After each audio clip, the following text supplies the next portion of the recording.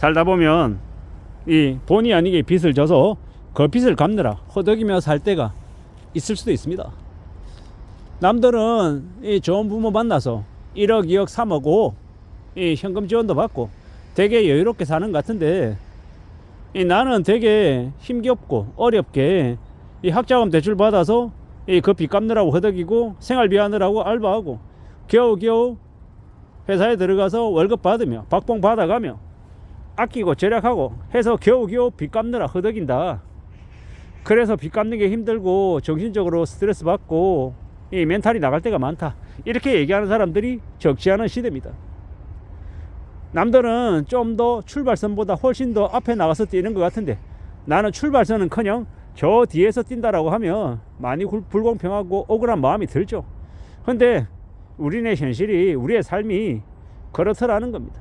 많이 불편하고 많이 억울할 수 있지만 저 뒤에서, 훨씬 더 뒤에서 늦게 출발하는 인생들도 많더라는 겁니다.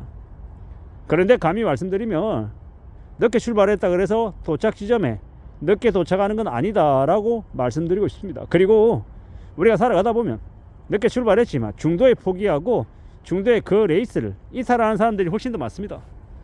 우리가 실제로 살아가며 끝까지 가늘고 길게 사는 사람들이 생각보다 많지 않다라는 겁니다. 좀 더 현실적이고 좀 더 내실을 기하는 사람이 되는 게 좋겠다라고 말씀드립니다.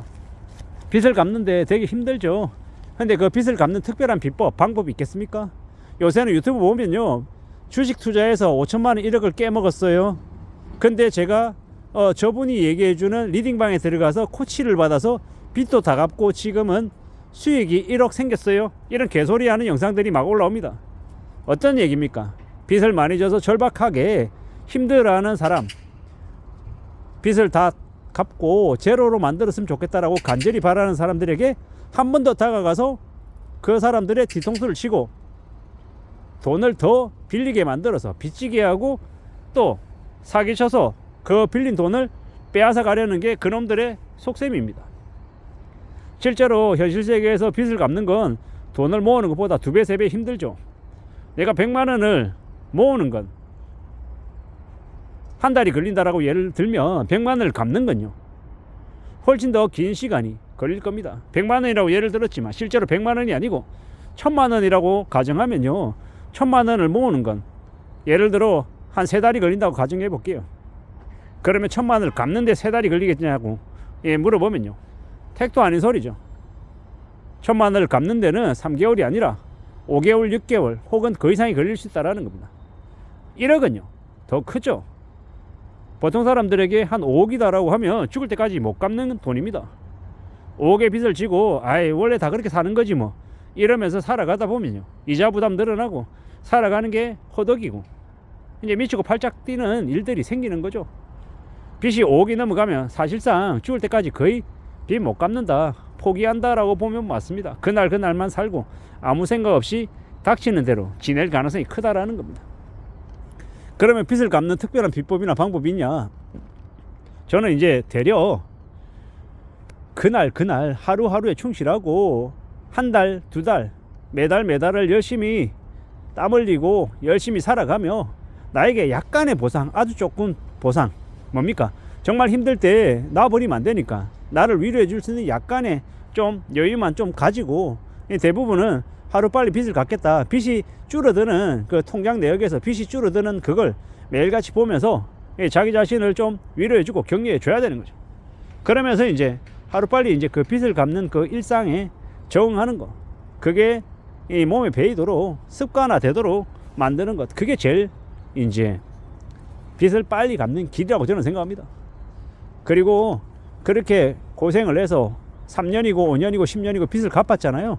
그러면 그 빚 갚는 동안 되게 힘들었던 그 과정들을, 그 기억들을 절대로 잃어버리지 않게, 잊어버리지 않게 일기장에 기록으로 하고, 아니면 영상으로 남들에게 안 보여주더라도 스스로가 이렇게 느낄 수 있게끔 영상도 기록해서 영상을 촬영해서 저장도 하고, 그렇게 살아가야 된다라고 생각합니다. 그렇게 살면, 그렇게 지내면, 그러고 나면 나중에 그게 분명히 내 자신에게 아주 큰 내공이 될 거다라고 저는 생각합니다.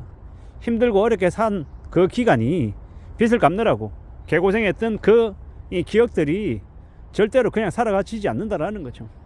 엄청난 수업료를 낸 나의 인생을 단련시켜준 그 훈련의 기간을 절대로 그냥 아무렇지도 않게 놔버리면 안 되겠다라는 겁니다. 그걸 잘 생각하고 잘 받아들이고 오래오래 간직해야 된다라고 저는 생각합니다. 그러면 그 빚 갚느라고 되게 힘들었던 그 기간이 나중에 좀 더 잘 살 수 있게끔, 좀 더 삶을 열심히 살 수 있는 이 동기부여가 되고 자극이 되고 계기가 된다라고 생각합니다. 살다 보면 힘든 일들을 겪을 때가 많습니다. 왜 나에게만 이런 일이 생길까? 나는 왜 이렇게 남들에 비해서 힘들게 살까라는 답답함을 가지기 마련이죠.